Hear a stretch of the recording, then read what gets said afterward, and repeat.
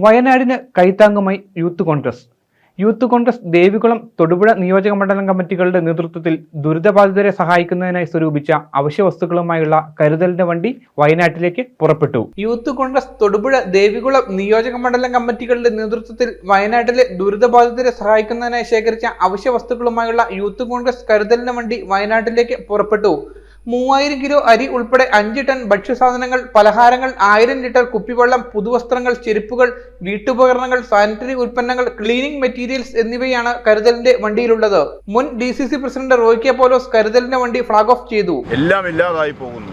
തങ്ങളുടെ ജീവിത സമ്പാദ്യങ്ങളും തങ്ങളുടെ ഉറ്റവരും ഉടയവരും ബന്ധുക്കളും എല്ലാവരും നഷ്ടപ്പെടുന്ന ഒരവസ്ഥ എന്ന് പറയുന്നത് നമുക്ക് ആർക്കും പെട്ടെന്ന് ഉൾക്കൊള്ളാൻ പറ്റുന്ന ഒരു സാഹചര്യമല്ല. അത്തരം അവസ്ഥ അവിടെ സംജാതമായിരിക്കുന്നു. ഇനിയും കണ്ടെത്താൻ കഴിയാത്ത ഏതാണ്ട് 100-200ഓളം ആളുകളെ സംബന്ധിച്ചുള്ള വേദനിപ്പിക്കുന്ന വാർത്തകളാണ് ഇപ്പോഴും ഈ അവസരത്തിൽ നമ്മുടെ മുന്നിൽ നിൽക്കുന്നത്.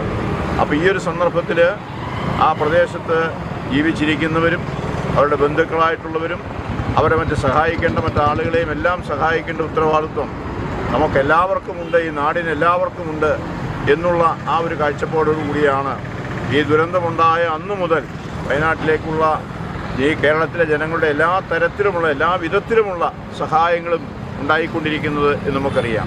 അതിൻ്റെ ഭാഗമായിട്ടാണ് ഇവിടെ ടോണി സൂചിപ്പിച്ചതുപോലെ ഇടുക്കി ജില്ലയിൽ നിന്നും യൂത്ത് കോൺഗ്രസിൻ്റെ നേതൃത്വത്തിൽ ഒരു വാഹനം സാധനങ്ങൾ, ഭക്ഷ്യവസ്തുക്കൾ നേരത്തെ തന്നെ കൊണ്ടുപോയിരുന്നു. ഇന്ന് വീണ്ടും തൊടുപുഴ, ദേവികുളം നിയോജകമണ്ഡലം യൂത്ത് കോൺഗ്രസ് കമ്മിറ്റികളുടെ നേതൃത്വത്തിലാണ് ഈ ഒരു വാഹനത്തിലും അങ്ങോട്ടുള്ള ഈ അത്യാവശ്യ സാധനങ്ങളും മറ്റെല്ലാ സംഗതികളുമായിട്ടുള്ള യാത്ര പുറപ്പെടുവാൻ തയ്യാറായിരിക്കുന്നത്. നിയോജക മണ്ഡലം പ്രസിഡന്റുമാരായ ബിലാൽ സമ്പത്ത്, അനിൽ കനകൻ എന്നിവരുടെ നേതൃത്വത്തിൽ 10 യൂത്ത് കെയർ വോളണ്ടിയർമാരാണ് കരുതലിന്റെ വണ്ടിയോടൊപ്പം ദുരിതാശ്വാസ പ്രവർത്തനങ്ങൾക്കായി വയനാട്ടിലേക്ക് യാത്ര തിരിച്ചിരിക്കുന്നത്. യൂത്ത് കോൺഗ്രസ് ജില്ലാ വൈസ് പ്രസിഡന്റ് ടോണി തോമസ് അധ്യക്ഷത വഹിച്ച യോഗത്തിൽ യൂത്ത് കോൺഗ്രസ് സംസ്ഥാന secretary Arun Poochakkuzhi, Jafar Khan Muhammad, MH Sajeev, PR Rajesh Babu തുടങ്ങിയവർ പങ്കെടുത്തു. News bureau, Thodupuzha. Al-Azhar Group of Institutions, 16 institutions, offering 56 plus programs, serving 7,000 plus students. Al-Azhar, the most versatile campus in South India since 2002.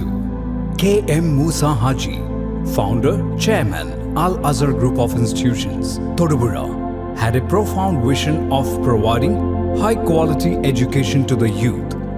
He wished to elevate the underprivileged and minority communities of the Idukki district by offering exceptional educational facilities. Located in the greenest city of Kerala, Al-Azhar offers an adorable environment for learning with 127 acres extensive campus, molding generations from kindergarten to masters.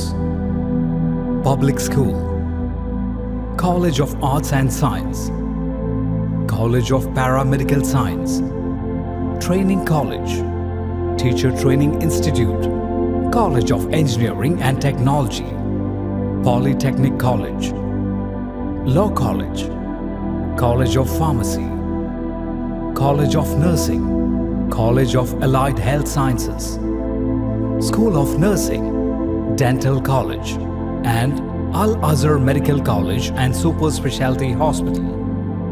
Well-developed infrastructure, separate hostel for boys and girls, transportation facilities to major cities and towns nearby, advanced technologies, an expert faculty team, maintaining quality and contributing success, shining light, smiling bright.